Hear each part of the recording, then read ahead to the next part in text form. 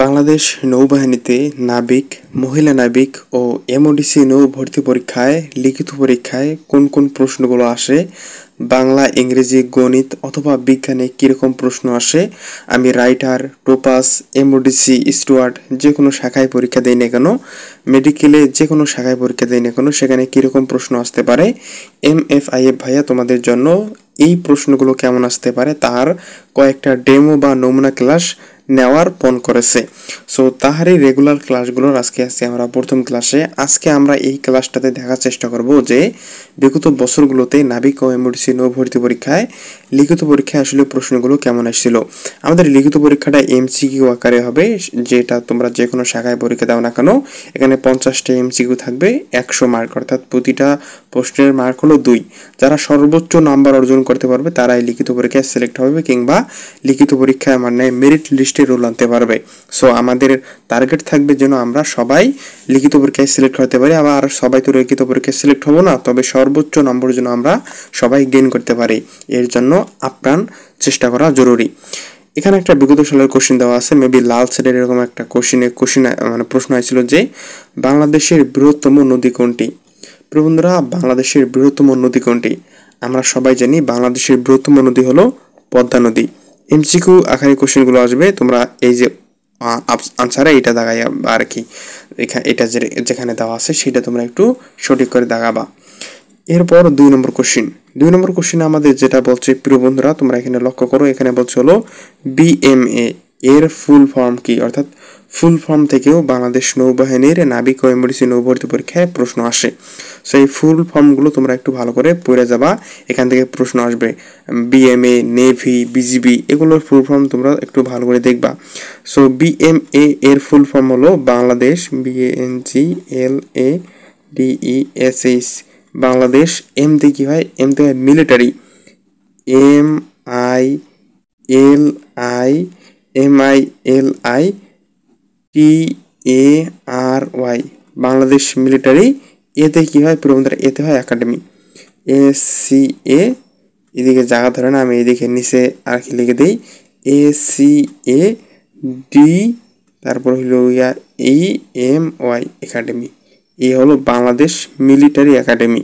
BMA এর full form কি বন্ধুরা? BMA এর ফুল ফর্ম হলো Bangladesh BANGLADESH MILITARY academy, ACADEMY। অপশনে এটা যেখানে আসবে আছে সেটা তোমরা দাগাবা বা আপনারা দাগাবেন, তাহলে সঠিক আনসার হবে। 3 নম্বর কোশ্চেনটা একটু লক্ষ্য করেন প্রিয় বন্ধুরা। ইংরেজিতে 10টা কোশ্চেন থাকে, নাবিক ও এমওডিসিতে ইংরেজিতে 10টা কোশ্চেন থাকে। সো এনে এরকম কোশ্চেন আসতে পারে যে আমাদের এখানে বলছে হলো where are you dash now, where are you go now, do now, going now, না আমাদের চ্যানেলের নাম আর কি এটা দেওয়া এখানে। সো হোয়ার আর ইউ, এখানে শূন্যস্থানে কি আসবে? এখানে যে শূন্যস্থানে যেটা আসবে সেটা হলো going. Where are you going now, GOING, where are you going now. এই হলো ইংরেজির কোশ্চেন। ইংরেজির এই বেসিক থেকে কোশ্চেনগুলো বেশি বেশি করে আসে। আপনি যে কোনো শাখায় পরীক্ষা দেন না কেন, বেসিকগুলো ভালো করে ক্লিয়ার করবেন, ইনশাল্লাহ 1 থেকেই কোশ্চেন পাওয়া যাবেন। এরপর 4 নম্বর কোশ্চেন। বন্ধুরা 4 নম্বর কোশ্চেনে আমাদের এখানে যেটা বলছে, এখানে দেখি একটু আপনারা লক্ষ্য করেন, আমাদের এখানে যেটা বলছে সেটা হলো নিউটনের দ্বিতীয় সূত্রের গাণিতিক রূপ কি? আচ্ছা, নিউটনের দ্বিতীয় সূত্রটা বলুন তো কি? F = ma, F = ma, এটা হলো। সো এটা আর কি কলেজ যেটা হয় সেটা হলো বল সমান ভর গুণন ত্বরণ। এই যে নিউটনের প্রথম সূত্র, দ্বিতীয় সূত্র, এগুলো আপনারা মুখস্থ করে রাখবেন, একদম মাথায় এমনভাবে গাইতে নেবেন যেন ওগুলো দিলেই আপনারা করতে পারেন। এরপর আমাদের 5 নম্বর কোশ্চেন। বন্ধুরা আমাদের 5 নম্বর কোশ্চেনটা দেখার চেষ্টা করেন, আমাদের এখানে জায়গা ধরে না, আমরা একটু হালকা যদি তুলে দিই তাহলে এখানে দেখা যাবে ইনশাআল্লাহ। What kind of noun is girl? এই গার্ল কোন noun? Collective noun, common noun, proper noun, না ম্যাটেরিয়াল নাউন? বলুন তো এটা আর কি কোনটা সঠিক অ্যান্সার? সো পার্টস অফ স্পিচের ক্ষেত্রে আপনারা এই কোশ্চেনগুলো একটু বেশি বেশি করে সলভ করবেন। এখানে যেহেতু গার্ল দিয়েছে এবং এই গার্লটাকে আমাদের এখানে স্পেসিফিক করা নাই, তাহলে আমরা এখানে ধরে নিতে পারি গার্লটা হলো কমন নাউন। যদি থাকতো যে এইভাবে থাকতো যে গার্ল এ, গার্ল বি, গার্ল সি, তাহলে আমরা সেটা প্রপার নাউন আর কি ধরতাম।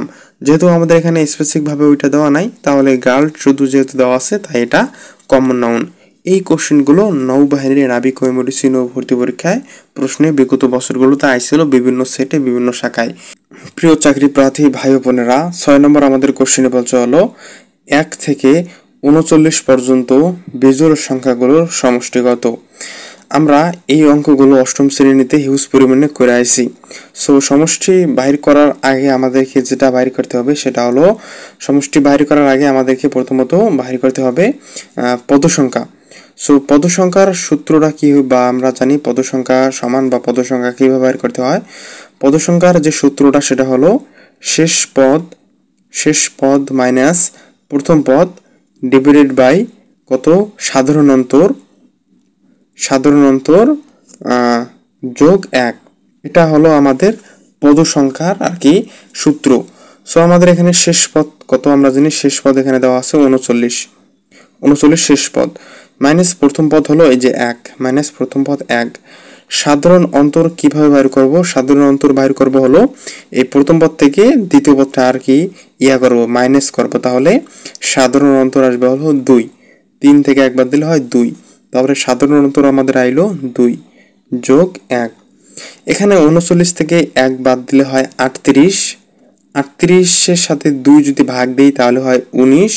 19-এর সাথে 1 যোগ দিলে হয় আমাদের 20। আমরা এটা কি পাইলাম? আমরা এটা পাইলাম হলো পদ সংখ্যা, তার মানে পদ সংখ্যা হইল 20। এখন সমষ্টি যদি আমরা প্রিয় বন্ধুরা বাহির করি, তাহলে সমষ্টির একটা সূত্র আছে। আমরা সবাই জানি সমষ্টির সূত্র কত, প্রথম পদ যোগ শেষ পদ সমষ্টির সংখ্যা আর কি সূত্র, প্রথম পদ যোগ শেষ পদ ডিভাইডেড বাই 2 গুণন পদ সংখ্যা।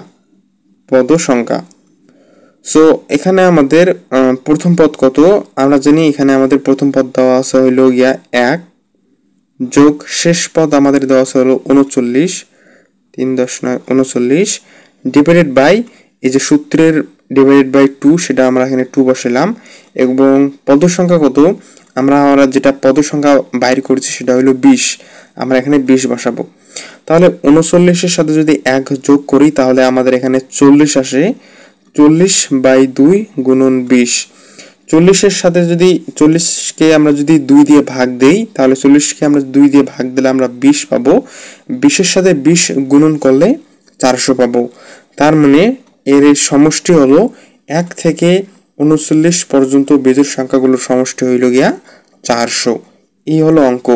এই অঙ্কগুলোর বেসিকগুলো পড়বেন এবং এইরকম কোশ্চেনগুলো কিন্তু বাংলাদেশ নৌবাহিনীর নাবিক ও এমডিসি নৌ ভর্তি পরীক্ষায় আসে আর কি। এই প্রশ্নগুলো নিয়ে আমাদের একটা সাজেশন আছে, নেভি ফাইনাল সাজেশন নামে। আপনি বাংলাদেশ নৌবাহিনীর যে কোনো শাখাতেই পরীক্ষা দেন না কেন, আপনি এই সাজেশনটা নিয়ে লিখিত পরীক্ষার জন্য একটা ভালো প্রিপারেশন নিতে পারেন। আমাদের এই সাজেশনটিতে বিগত বছরগুলোর প্রশ্ন আসছে। এবছরও নাবিক ও এমডিসি নৌভর্তি পরীক্ষায় বাংলাদেশ নৌবাহিনীতে নাবিক, মহিলা নাবিক ও এমডিসি নৌভর্তি পরীক্ষায় কীরকম প্রশ্ন আসতে পারে, রেগুলেটিং, টোপাস, রাইটার, এমডিসি, তারপর হইল গিয়ে আপনাদের মেডিকেল, আপনি যে কোনো শাখায় পরীক্ষা দেন না কেন এখানকার বিগত বছরগুলোর প্রশ্ন দেওয়া আছে এবং এবছর কীরকম প্রশ্ন দেওয়া আছে আসতে পারে সেগুলো দেওয়া আছে। সো আমি আপনাদেরকে বলবো, ভাইবা পরীক্ষা এখানে আর কি অ্যাড করা আছে। সো আমি আপনাদেরকে বলবো আপনারা একটু কষ্ট করে হলেও আমাদের এই সাজেশনটি নিয়ে আপনারা লিখিত পরীক্ষার জন্য একটা বেস্ট প্রিপারেশন নেবেন। লিখিত পরীক্ষায় যারা ভালো করবে তারাই এখানে এক ধাপ এগিয়ে থাকবে এবং তারাই সফলতা অর্জন করতে পারবে। সো একটু কষ্ট করে হলো আমাদের এই সাজেশনটা নেওয়ার চেষ্টা করবেন। এটা পেইড সেশন, এখানে নাম্বার দেওয়া আছে 0131857795। এই নাম্বারে যোগাযোগ করে অবশ্যই একটা কপি আপনার মোবাইলে রেখে দেবেন। এরপর আমাদের 7 নম্বর প্রশ্ন। আমাদের 7 নম্বর কোশ্চেনে যেটা বলছে সেটা হলো বলের একক কি? বলের একক ক্যালোরি, অশ্বশক্তি, নিউটন না জুল? আমরা জানি এটা আমাদের বিজ্ঞান থেকে দিয়েছে। সাধারণ বিজ্ঞান থেকে প্রশ্নগুলো আসে, আপনাদের বায়োলজি, ফিজিক্স অনেক থেকে কিন্তু কোশ্চেন আসবে না। আমরা অষ্টম শ্রেণীতে যে সাধারণ বিজ্ঞান বইটা পড়ছি সেখান থেকেই আমাদের এই কোশ্চেনগুলো আসবে। সো প্রিয় বন্ধুরা, বলের একক কি? আমরা সবাই জানি বলের একক কি, সেটা হলো নিউটন, অর্থাৎ সঠিক অ্যান্সার হলো আমাদের ঘ নম্বর, বলের একক কি নিউটন। এরপর হলো 8 নম্বর কোশ্চিন। 8 নম্বর কোশ্চিনে আমাদের বাংলা থেকে দিয়েছে, আর বাংলার এইরকম কোশ্চিন হিউজ পরিমাণে আসে। একটা কথা বলে রাখি, আমি যে এখানে বাংলার কোশ্চিনটা দিয়েছি এই কোশ্চিনটাই যে আসবে এমনটা না, তবে আপনাদের শুদ্ধ বানান থেকে আসবে, তারপর সাধারণ বিজ্ঞানের এই প্রশ্নগুলো থেকে আসবে, আর্টিকেল থেকে প্রশ্ন আসবে। বুঝতে পেরেছেন? এগুলো আপনি বেশি বেশি করে বাসায় প্র্যাকটিস করবেন। সো এখানে বলছে হলো কোন বানানটি শুদ্ধ। সো এখানে আমরা যদি একটু শুদ্ধ বানানের দিকে ক্রাইটেরিয়াগুলো যদি ফলো করি, শুদ্ধ বানানের যে ইয়াগুলো রয়েছে বা আমাদের যদি মুখস্থ বিদ্যা থেকে কাজে লাগাই, তাহলে দেখা যাবে যে এখানকার সঠিক অ্যান্সার হলো এই যে অধোগতি, স্বরেও ধয়কার গ তয় শিকারেতি, অধোগতি, এটা হলো এখানকার সঠিক অ্যান্সার। এরপর 9 নম্বর প্রশ্ন। প্রিয় বন্ধুরা, 9 নম্বর প্রশ্নটা হলো আজকের আর কি আজকের এই ক্লাসটার হোমওয়ার্ক, অর্থাৎ আপনারা বাসায় বইয়া বইয়া এই 9 নম্বর প্রশ্নটা আপনারা বাসায় বসে বসে করবেন এবং আমাকে কমেন্ট সেকশনে নিচে দেখেন কমেন্ট সেকশনে একটা বিরাট একটা বক্স আছে, আপনি সেখানে মন খুলে লিখে দেবেন যে এটা সঠিক অ্যান্সার। বনফুল কোন কবির ছদ্মনাম? এই প্রশ্নগুলো নাবিক ও এমটিসি নৌ ভর্তি পরীক্ষায়, মহিলা নাবিক ও এমটিসি নৌ ভর্তি পরীক্ষায় এই প্রশ্নগুলো আসে। সো আপনারা এই প্রশ্নগুলো বেশি বেশি করে সলভ করবেন, আর এটা অবশ্যই আমাকে কমেন্ট সেকশনে জানাই দেন। 1 ডজন আম 60 টাকায় ক্রয় করে হালি কত টাকায় বিক্রয় করলে 10% লাভ হয়? এই ধরনের অঙ্কগুলোর অনেক শর্টকাট টেকনিক আছে। সো আমি ম্যানুয়াল যেটা সাধারণ টেকনিক সেটা আপনাদেরকে সলভ করে দিয়েছি, মানে ওইটা দিয়ে যে 1 ডজন আম 60 টাকায় ক্রয় করে করে হালি কত টাকায় বিক্রয় করলে 10% লাভ হয়। এই যে আমাদের এখানে বলছে 1 ডজন, আমরা জানি ডজন হয় কতটিতে, 12টিতে 1 ডজন। সো আমরা যদি এটাকে যদি 12 দিয়ে ভাগ দিই তাহলে হয় 5 12 60, তার মানে হলো একটা আমের দাম 5 টাকা। আর হালি মানে আমরা কত জানি, হালি মানে হলো 4টায় হয় 1 হালি, তাহলে আমরা একটা আমের দাম পাইলাম হলো কত টাকা, 5 টাকা। আর হালি আমরা কত জানি, 4টায় হয় 1 হালি। 1 ডজন আম 60 টাকায় একটা আমের দাম হলো 5 টাকা। তো আমরা এখানে যেটা লিখতে পারি যে একটা আমের ক্রয় মূল্য, তার মানে হলো আমাদের ক্রয় মূল্য কত, একটা আমের ক্রয় মূল্য কত পাইলাম, একটা আমের ক্রয় মূল্য আমরা 5 টাকা পাইলাম। তাহলে কত টাকায় বিক্রয় করলে 10%, মানে 5-এর 10% কত হবে আর কি। সো এটা আমরা ক্রয় মূল্য পাইলাম। এখন যদি একটার আমরা বিক্রয় মূল্যটা বাইর করি, তাহলে একটার বিক্রয় মূল্য যেটা হবে সেটা হলো 5 টাকার কত, 5-এর 10%, তার মানে 5 গুণন 10%, 5 টাকার 5-এর 10%, এর মানে হলো গুণন। তো এটা 5 যোগ এটা যদি আমরা আর কি গুণন করি, করে মানে হলো করি, তাহলে এর যেটা সঠিক অ্যান্সার আসবে সেটা হলো 0.5, মানে পার্সেন্টেজ বাইর করলে আর কি।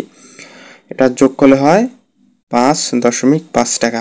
অর্থাৎ একটা আমের বিক্রয় মূল্য আমরা যদি অর্থাৎ 5.5 টাকায় বিক্রয় করলে আমাদের কত হবে, 10% লাভ হবে, এই যে ক্রয় মূল্যটা আর কি।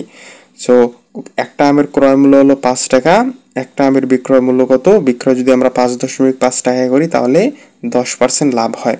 এখন হালি কত টাকায় বিক্রয় করলে আর কি লাভ হবে, আমরা জানি হলো 4টায় কত, 1 হালি। তাহলে আমরা এখন যেটা করব সেটা হলো 5.5 গুণন 4, 4×5 = 22, অর্থাৎ এর সঠিক অ্যান্সার হয় আমাদের যে খ নম্বর। তোমরা অপশনে খ নম্বরটা দেখাবা, আমি জাস্ট এটা তোমাদেরকে বোঝানোর ক্ষেত্রে এটা আর কি ব্যবহার করলাম। এই কোশ্চেনটাই যে তোমাদের পরীক্ষায় আসবে এমনটা না, তবে এই রিলেটেড কোশ্চেনগুলো বাংলাদেশ নৌবাহিনীর রেগুলেটিং টোপাস রাইটার এমটিসি সকল ক্ষেত্রেই এই প্রশ্নগুলো অনেক আসে।